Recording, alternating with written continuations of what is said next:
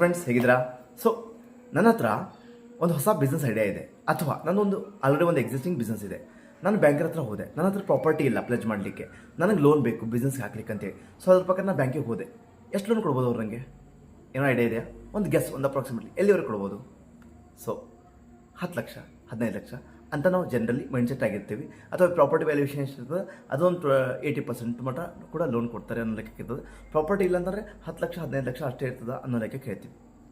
But CGTMSE scheme ಇದೆ, ಅದರಲ್ಲಿ ಮುಂಚೆ 5 ಕೋಟಿವರೆಗೂ ಕೂಡ ಲೋನ್ ಕೊಡ್ತಾಯಿದ್ರು. ಈಗ 10 ಕೋಟಿವರೆಗೂ ಕೂಡ ಲೋನ್ ಕೊಡ್ಬೋದು. ಅದು ಕೊಲೆಟ್ರಲ್ ಫ್ರೀ. ಏನು ಕೊಲೆಟ್ರಲ್ ಫ್ರೀ? ಹೌದು, ನೀವು ನೀವು ಯಾವ ಪ್ರಾಪರ್ಟಿ ಪ್ಲೆಜ್ ಮಾಡೋದು ಏನೋ ಅವಶ್ಯಕತೆಯೇ ಇಲ್ಲ. Collateral free. ನಿಮಗೆ ಜೆನ್ಯೂನ್ ಆಗಿ ಬಿಸ್ನೆಸ್ ಪ್ಲ್ಯಾನ್ ಇರಬೇಕು, ಜೆನ್ಯೂನ್ ಆಗಿ ಪ್ರಾಜೆಕ್ಟ್ ರಿಪೋರ್ಟ್ ಮಾಡಿರಬೇಕು, MSME ರಿಜಿಸ್ಟರ್ ಆಗಿರಬೇಕು, KYC ಡಾಕ್ಯುಮೆಂಟ್ಸ್ ಸಬ್ಮಿಟ್ ಮಾಡಬೇಕು, ಪ್ರಾಪರಾಗಿ ಅವರು ವೆರಿಫಿಕೇಷನ್ ಬಂದಾಗ ಕೂಡ ನಿಮ್ಮ ಹತ್ರ ಪ್ರಾಪರಾಗಿ ಪ್ಲ್ಯಾನ್ಸ್ ಇರಬೇಕು, ಅದ್ರ ಪ್ರಕಾರ ಇನ್ವಾಯ್ಸ್ ತೊಗೊಂಡಿರಬೇಕು. ಇಲ್ಲಿ working capital plus term loan ಅಂತ ಎರಡೂ ಸೇರಿಸಿ 10 ಕೋಟಿವರೆಗೆ ಲೋನ್ ಕೊಡುವಂಥದ್ದು ಆ ಸ್ಕೀಮಲ್ಲಿ ಅಲೋ ಇದೆ. ಇದು ಎಷ್ಟರ ಮಟ್ಟಿಗೆ ಆಗುತ್ತೆ ಅಂತ ನಿಮ್ಮ ಹತ್ರ ಕ್ವಶನ್ ಇತ್ತಂದರೆ 100% ಆಗುತ್ತೆ. ನಿಮ್ಮ ಹತ್ರ ಎಲ್ಲ ಡಾಕ್ಯುಮೆಂಟೇಷನ್ ಕರೆಕ್ಟ್ ಇತ್ತಂತಂದರೆ ಡೌಟೇ ಇಲ್ಲ, 100%. ಸೊ ಅದಕ್ಕಾಗಿ ಬಿಸ್ನೆಸ್ಸಲ್ಲಿ ಯಾವಾಗಿದ್ರೂ ಕೂಡ ನಂದೇ ದುಡ್ಡು ಹಾಕಬೇಕು, ಅವಾಗಲೇ ಬೆಳೆಸಬೇಕು. ಓಕೆ, ಇನ್ನೂ 1 ಕೋಟಿ ಹಾಕಬೇಕಂತಂದರೆ 1 ಕೋಟಿ ನಾನು ದುಡಿಬೇಕು, ಅವಾಗ ಹಾಕಬೇಕು ಅನ್ನೋ ಮೆಂಟಾಲಿಟಿನ ತೆಗೆದುಬಿಡಿ.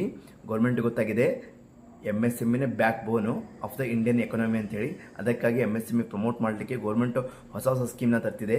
ಅದರ ಲಾಭ ತೊಗೊಳ್ಳಿ. ಈಗಲಿಂದನೇ ನೀವು 10x ಗ್ರೋತ್ನ ತಲೆಯಲ್ಲಿ ಇಟ್ಕೊಂಡು, ಅದ್ರ ಪ್ರಕಾರ ರೆವೆನ್ಯೂನ ತಲೆಯಲ್ಲಿ ಇಟ್ಕೊಂಡು ಆ್ಯಕ್ಷನ್ ಪ್ಲ್ಯಾನ್ ಮಾಡ್ಕೊಳ್ಳಿ. ಸ್ಕೀಮ್ಸ್ ಇದಾವೆ, ಬೆನಿಫಿಟ್ ತೊಗೊಳ್ಳಿ. ನಮಸ್ಕಾರ.